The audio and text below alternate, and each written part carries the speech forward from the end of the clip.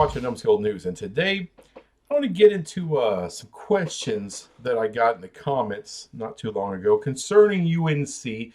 Seems like every time I invoke the name of the Tar Heels, here comes Mr. Tar Heel or some other UNC fan or ACC fan, and a lot of times it's rather snarky, and that's fine. That's fine. You can be snarky here. I don't have any rules against that. But it was Mr. Tar Heel. And you know what? There's times where he just has some kind of snarky comments and you can kind of just, whatever. But he actually got my wheels turning. He actually had some really good questions. So I want to clarify some things that I have said before and really dig into UNC possibly, maybe, eventually getting into the Big 10 or the SEC, maybe eventually, or maybe eventually never getting into the Big 10 or the SEC. Now, so I wrote some of these questions down. One of them was more of a declarative statement, not really a question. Okay, question one. Why would UNC ever go to the Big 12? Interesting question. Number two, probably my favorite one. Why would the Big 12 become the third power conference? Why not smaller regional conferences? And number three, why wouldn't UNC be a priority for the Big 10 and the SEC? Like I said, that was more of a declarative statement, not really a question, but I went ahead and put it in question form. That way I can have three questions. All right. Where should I begin? Let's start with this priority for the Big 10 and the SEC. Okay. Like me and Mr. Tar Heel have gone back and forth several times about, because he believes UNC is a priority for the Big 10 or the SEC. I think he prefers the SEC. I have said that's foolish. There's no way they're a priority. The truth is, I have zero evidence to suggest that they are not a priority. They very well could be. Now, Mr. Tar Heel doesn't really have any kind of fundamental evidence that they are a priority. So it's kind of a moot point, isn't it? Now, why would UNC ever go to the Big 12? Well, let me get to that. First, let me address this second one. Why would the Big 12 become the third power conference? Because I think that's going to answer really the other two questions pretty well, but especially question one. So why would they become the third power conference? Why not smaller regional conferences? Let me start there. Why not smaller regional conferences? Ask the Pac-12. Can't get a media deal. Can't get a TV deal. Maybe Apple. I think that's the only tier one rights holder out there for them. And of course, that's going to cause them to lose teams. So that's one reason why not smaller regional conferences. And the smaller regional conferences, everything's getting consolidated, so it's going to be harder and harder for them to survive. The Big 12 was kind of allowed to survive. One, no one else wanted to take any of the schools here. We got 4 new schools to come in to make it 12. Worked out a deal for Texas and OU to leave, and then ESPN and Fox decided to re-up a deal and pay us actually more money than we were making before with Texas and OU. But why would the Big 12 become the 3? Well, because I don't believe the Pac is going to survive. And if it does, it's going to be in some weird G5 status type of league. It's not going to be anything serious. The ACC is going to be ripped apart. I mean, half the conference already wants out. They got lawyers. They're looking at the grant of rights. I know they worked a little something out right now, but that's not a permanent answer. It's not designed to be a permanent answer. It's designed to shut everybody up for right now because they know there's nothing they can do right now. So that'll kind of shut up the media for a while. Everyone sings Kumbaya one time through until they can find something. So they'll keep looking and digging and trying to find a way for that to break apart. So if the ACC is not going to be around forever, and the Pac is basically going to be relegated or destroyed, then that leaves the Big 12. So how does it become this third power conference? Well, right now it already is, but how does it stay that way? How does it grow? Well, that's what Brett Yormark's working on. You add, and this is the thing, okay? A lot of this is going to be decided by ESPN and Fox. All right. The Big 10 and the SEC, they can add whoever they want, right? Whenever teams become available, like in the ACC or from the Pac 12 right now, they can add whoever they want. The question is, will ESPN and Fox pay for them? All right. Fox being the primary rights holder for the Big 10 and ESPN for the SEC. So they can add whoever they want, right? But Fox and ESPN are going to have to agree to pay for it, and they don't have to if they don't want them. Then that's when the shit hits the fan. So let me use something. Let me use something as an example here.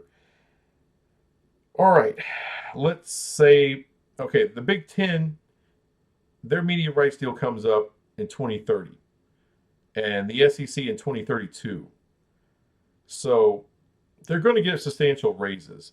Is it out of the question to say that teams in those two conferences at that time, in the early 2030s, are going to be making somewhere in the neighborhood of $80 million a team? That's not out of the question. All right, so let's kind of go with that. Let's say they're going to be making $80 million a team. All right, let's say the Big 12, let's say they add basketball brands, Gonzaga, UConn, things like that to build up the basketball brand. That way they can kind of peel it away from football and do a separate deal with that and a deal with football. But everything all together, let's say they're making somewhere between 50 and 55 million per team at that point. That's a nice raise for the Big 12, but they are substantially behind the other two power conferences. But it's not so far behind where they can't compete. You see what I'm saying here? Okay. And let's say somewhere, because I think it's going to take several years for the ACC for them to figure that out. And it's not going to last till 2036. All reports, everything that I've seen, they're not going to make it to 2036. So let's say it's somewhere in the late 2020s, 2028, 2029, somewhere near where the Big 10 is going to be coming up again, their TV deal. So what I imagine, the Big 10, the SEC, they'll have somebody in a room, powerful people, decision makers for those two conferences in a room with decision makers from Fox and ESPN. They'll both present lists. This is our priority list, teams we're interested in adding. All right, let's say both of them give you a list. On there's Florida State. On there's Clemson. On there, possibly Miami. And let's say UNC makes the cut. Top 4 priority add for both conferences. All right, let me give Tar Heel that much credit. That could be. Now, you're Fox and you're ESPN, so you're mulling over it. You're going, okay, who here, because keep in mind that they got an $80 million price, right? $80 million to Florida State. Okay, we can work that out. Clemson. Okay, Miami. It's a little tough. $80 million for Miami. It's a big brand though. And if you're ESPN, you're looking at those 30 for 30s they did involving the Miami Hurricanes that are the most popular of the 30 for 30 specials. There's a lot there. And when they're good, they get boffo ratings. There's good matchups to be had with Miami. They may be able to talk themselves into that $80 million price tag for Miami. It'll be tough, but I think they can do it. Now they get down to that fourth option, UNC. UNC, $80 million. They're going to look at each other, and they're like, well, that is the premier, biggest basketball school in the country. Its legacy is set in stone. It's, you know, it's the best program there is. Let's put it that way. The biggest, best ratings, everything you want to call it. Number one basketball school in the country. Is that worth $80 million? I think they'll look at each other and say no. Because it's basketball. Football, that's what they're really paying for. Football for UNC, they're a mid-level team at best. Remember, what the Big 12 is for Fox and ESPN. They're going to be like a receptacle for Tier 2 schools. Schools that still have good value. All right, still get good ratings. They just don't get Ohio State, Michigan, Texas, Alabama, Georgia, LSU. They don't get those kind of ratings. But there's other schools that do still, because they need content. Both media partners will need more content than the SEC and the Big 10 can provide. That's where the Big 12 comes in to fill those gaps with matchups, with rivalries that it's not the Red River rivalry. You know, it's not Alabama and Auburn. It's not, Ohio State and Michigan, but good rivalries that do get good ratings. Not the big, huge ones, but good enough to fill those gaps. That's what the Big 12 is going to be. Now, Fox and ESPN will say, well, hold on. When it comes to UNC, do we pay them $80 million? Or would we rather see them go to the Big 12 and make 50 to 55? That's more of a dollar amount that fits UNC, not 80. I think that'll be where they sit. So what will they tell the SEC and the Big 10? They'll say, well, you can add them if you want, but you're going to pay for them. We're not going to pay for them. So at that point, the SEC is not going to want to pay for them. Those schools in the SEC don't want to have to give up money, $80 million a year worth, to give to them. Neither will the Big 10. Well, you may say, well, you could probably get them on a discount. That's true. You could probably get them on a really nice discount at that time. But eventually down the road, you will become a full member, and UNC will never be worth that money. You can't convince me they're worth $80 million a year. Tar Heel cannot pull out any numbers, any metrics, anything that suggests that UNC is worth $80 million plus a year. 55, 50, yeah. And at that point, they would fit really well with the Big 12. Now, question one, why would UNC ever go to the Big 12? Because they would have to accept an invitation to the Big 12. Fox and ESPN can't force UNC into the Big 12. They would have to go willingly. Why would they ever go willingly? Where else are they going to go? Tar Heel always suggests, well, they'll just stay in the ACC and we'll get a deal. No. That's not an option, sir. The ACC is going to get ripped apart. The top schools are going to be gone. And if there isn't a merger between the Big 12 and the ACC at that point without the top schools, which I think could happen, but let's just leave out the idea of a merger. That's a whole nother argument, so let's leave that out. All right, at that point, $50 to $55 million a year, a substantial upgrade from what they're making now. I think you could probably talk Louisville or Pitt or Virginia Tech to come in to the Big 12. Maybe Duke, maybe not. Who knows? But also keep in mind the UNC president himself discussed a merger between the ACC and the Big 12. So apparently he doesn't have this same truck stop, trailer park conference view of the Big 12.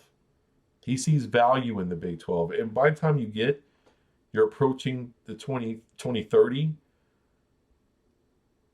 and Fox and ESPN are going to give the Big 12 a substantial raise, like definitely way more than what the ACC at that point will be making, it'll be an easy decision, especially with, like I said, the blue bloods leaving, the bigger schools leaving. And I think that's the big question, not just for UNC, but for Virginia, for some other schools in there too that think they can get into the Big 10 or the SEC. It's because I don't mean to just pick on UNC here, but that was just kind of what the comment was about. But what is Fox and ESPN going to be willing to pay for out of the ACC? Because there's going to be three options, right? There's going to be Big 10, SEC, and the Big 12. And there's schools out there that are going to be worth 50 to 55 million all day long, like UNC, possibly Duke, Virginia Tech, Virginia, NC State, Louisville. Schools like that, they're worth the money. Are they worth 80 plus? You can't convince me of that. It's not there. It's not there. And you could say, well, look, Vanderbilt would be making that 80 million. Missouri's going to be making that. Northwestern, Purdue, Rutgers. Everyone loves to kick the hell out of Rutgers. Maryland. People love to kick the hell out of Maryland.